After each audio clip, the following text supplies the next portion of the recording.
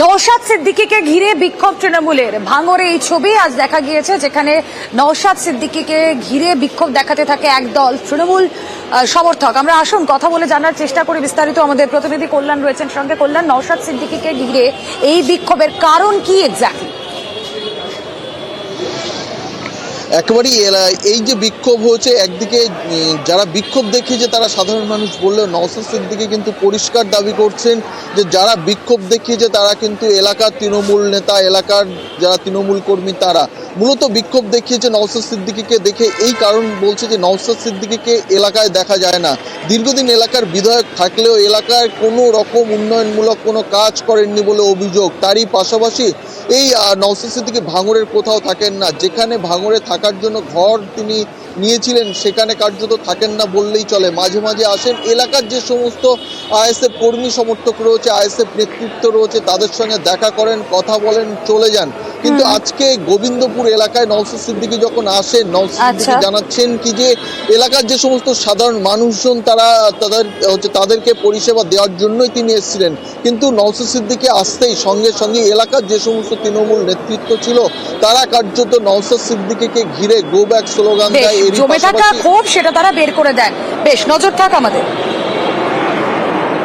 ভাঙড়ের বাইরে থেকে কাউকে আমি ডাকি না, আর কাউকে ভাঙড়ের বাইরে কাউকে পরিষেবাও দেবো না।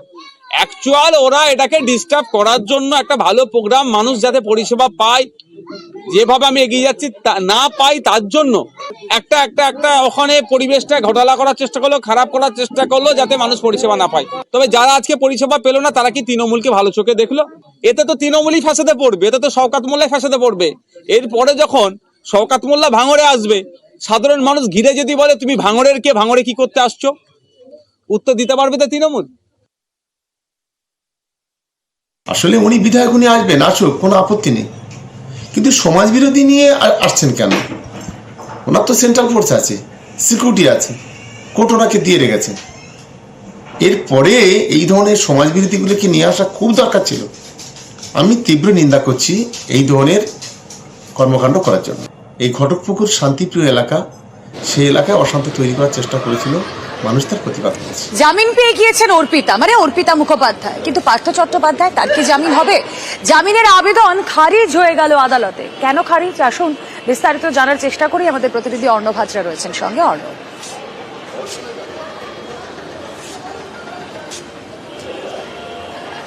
দেখো, পার্থ চট্টোপাধ্যায় জামিন ভাগ্য অধরায় রইল। জামিন ভাগ্য খোলার একটা ইঙ্গিত দেখা গেছিল, সূত্র পাওয়া যাচ্ছিল। কারণ কলকাতা হাইকোর্টের যৌথ বেঞ্চ বিচারপতি অরিজিৎ বন্দ্যোপাধ্যায় এবং বিচারপতি অপূর্ব সিনহা রায় তারা মতপার্থক্যে জড়ান পার্থ চট্টোপাধ্যায় জামিন পাবেন কি জামিন পাবেন না। এক বিচারপতি পক্ষে মত দেন, এক বিচারপতি বিপক্ষে মত দেন। আজকে মামলা তাই তৃতীয় বেঞ্চে গিয়েছিল, সেই মামলার আজ রায়দান হয়েছিল। বিচারপতি তপব্রত চক্রবর্তী তৃতীয় বেঞ্চের বিচারপতি হিসেবে পার্থ চট্টোপাধ্যায় জামিনের আবেদন নাকচি করলেন। একই সঙ্গে পাশাপাশি সুবীরেশ ভট্টাচার্য, কল্যাণময় গঙ্গোপাধ্যায়, এসপি সিনহা এবং প্রাক্তন চেয়ারম্যান তৎকালীন যিনি ইনচার্জের দায়িত্বে ছিলেন অশোক কুমার শাহ, তাদেরও জামিনের আবেদন নাকচ হয়েছে।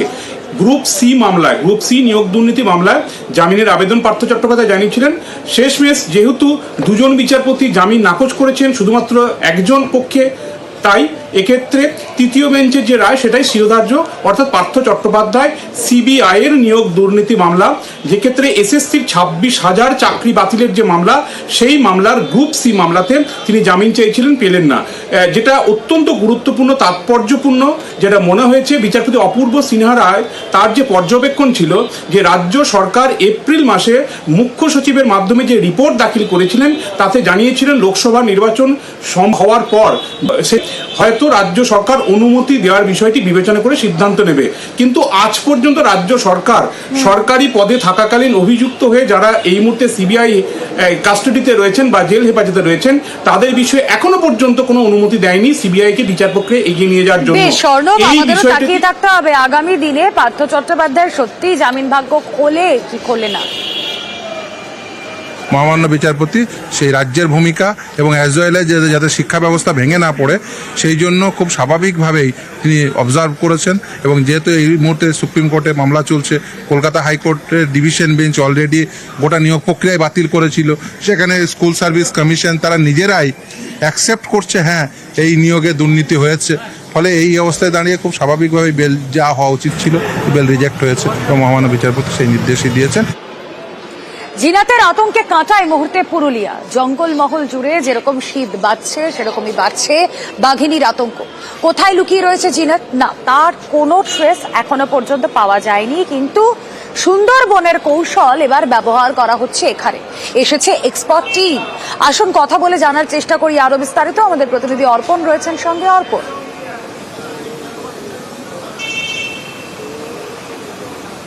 একদম দেখো, বান্দোয়ানের যে রায়কা পাহাড় রয়েছে তার লাগোয়া যে রাহামদা গ্রাম, সেই রাহামদা গ্রামের এলাকার যে জঙ্গল রয়েছে সেই জঙ্গলে আজ জিনাত আক্রমণ করেন গবাদি পশুর উপরে এবং সেখানে 4টি ছাগল ইতিমধ্যেই মারা যায়।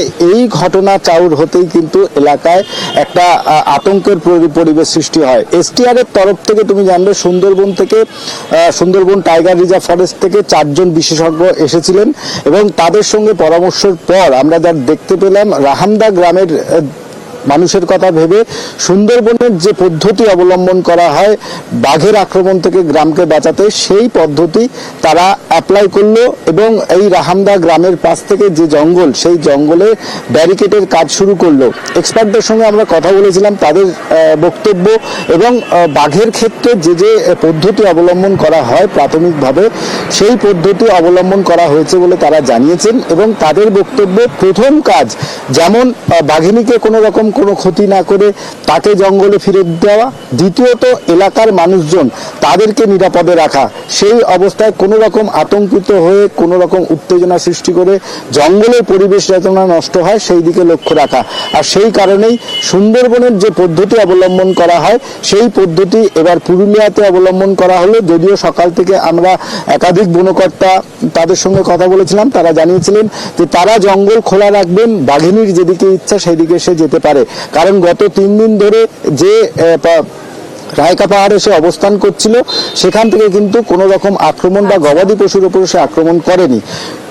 অবশেষে দেখা গেল আজ দুপুরের পরে যেভাবে আক্রমণ করলো এবং গবাদি পশুকে মারলো, তারপরে কিন্তু বন দপ্তরের পক্ষ থেকেও সতর্কতা অবলম্বন করা হলো এবং সেই সতর্কতা যেটা সুন্দরবনে নেওয়া হয় সেই সতর্কতা অবলম্বন করা হলো এবার পুরুলিয়ায়। রাত ভোর এই ফেন্সিং এর কাজ যেমন চলবে, পাশাপাশি বন দপ্তর এবং পুলিশের পক্ষ থেকে গ্রাম এবং এই গ্রাম সংলগ্ন যে জঙ্গল রয়েছে তার উপরেও নজর রাখা হবে। বেশ, আমাদেরও নজর থাক। যে খবরের দিকে এই মুহূর্তে নজর রাখতেই হচ্ছে, হিঙ্গলগঞ্জের ধৃত 3 ইরানি নাগরিক, যা এখনো পর্যন্ত আমরা জানতে পারছি জলপথে বাংলাদেশে যাওয়ার সময় তাদেরকে ধরে বিএসএফ এবং তাদের কাছ থেকে বেশ কিছু সন্দেহজনক নথি পাওয়া যায়। কোন ইন্টেনশনে তারা যাচ্ছিল অবশ্যই জানার চেষ্টা করবো। এখনো পর্যন্ত তদন্তে কি কি উঠে এসেছে আমাদের প্রতিনিধি জিয়াউল রয়েছেন সঙ্গে। জিয়াউল,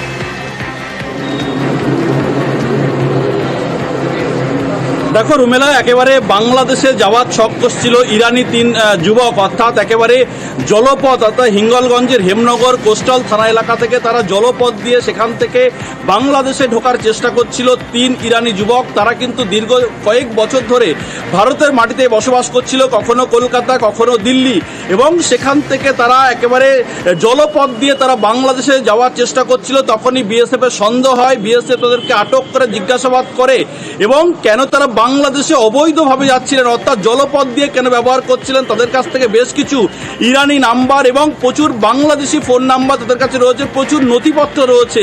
কি উদ্দেশ্যে তারা একেবারে বাংলাদেশের দিকে যাচ্ছিল, কেন তারা ভারত অর্থাৎ জলপথ দিয়ে যাচ্ছিল, সেই প্রশ্ন ইতিমধ্যে উঠতে শুরু করেছে। এবং তারা যারা এখনো পর্যন্ত ইরানি 3 যুবক, তারা স্পষ্ট দাবি তারা কাপড়ের ব্যবসা করতেন এবং কখনো দিল্লি কখনো কলকাতায় তারা ঘাঁটি গেড়েছিলেন এবং তারা সেই জলপথ দিয়ে একেবারে হিঙ্গলগঞ্জের হেমনগর থানা দিয়ে রায়মঙ্গল নদী হয়ে তারা কিন্তু বাংলাদেশে ঢোকার চেষ্টা করছিলেন। তখনই বিএসএফ এর নজরদারিতে তারা সেখানে ধরা হয় এবং তার জিজ্ঞাসাবাদ করার পরেই কোস্টাল অর্থাৎ হেমনগর কোস্টাল থানাতে পুলিশে তুলে দেওয়া হয়। কি উদ্দেশ্যে যাচ্ছিল, কেন বাংলাদেশে যাচ্ছিল, সব প্রশ্ন জানার চেষ্টা করছেন ইরানি 3 যুবকের কাছ থেকে। কিন্তু তারা বেশ কিছুদিন ধরে বাংলাদেশে তারা নাম্বারে ফোন করছিলেন, বাংলাদেশের বেশ কিছু ফোন নাম্বার পাওয়া গেছে, ইরানের বেশ কিছু ফোন নাম্বার তাদের কাছে রয়েছেন বলে এখনো পর্যন্ত প্রচুর নথিপত্র তাদের কাছ থেকে সংগ্রহ করেছে বিএসএফ। বলে কি উদ্দেশ্যে যাচ্ছিল সেটা জানার চেষ্টা করছে হেমনগর কোস্টাল থানার পুলিশ। রুমেলা।